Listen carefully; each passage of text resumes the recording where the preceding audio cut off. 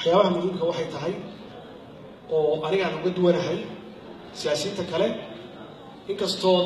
dhalinyaro badan ay arkaan nin dhalinyaro ah anigu ma yiri waxaan shaqaynayay muddo 30 sano ah yaa dowladda u shaqaynayay 30 sano waxay ahayd maya 33 sano yaa dowladda u shaqaynayay laga bilaabo dowladda hoose oo magaaladan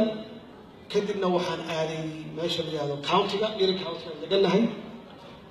markii la magacaabay ka horna waxaan u shaqaynayay state-ka markii aan soo cazilayna state-kii aan dib ugu soo noqday wadani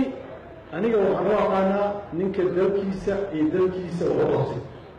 dhibaatada intay ku jireen dhex joogay la sabray waxa la sameeyay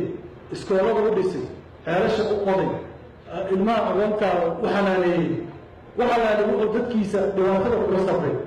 nabiga wuxuu yidhi muslimka waa kala fadli badan yihiin dadka dhibkooda ku dhex jiray sabra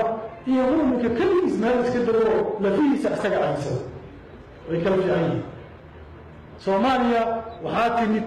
qof leeyahay waa wadani aan waddanka 30 sano tegin oo waxba ka qaban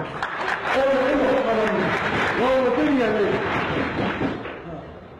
ninkii dhex joogay oo ilmaha wax barayay oo iskoolada furayay oo jaamacadaha dhisayay oo waddanka dhex taagnaa oo ilmihiisa ay la joogeen oo meel aan aadinin waxaa la yidhi waa khayr waddan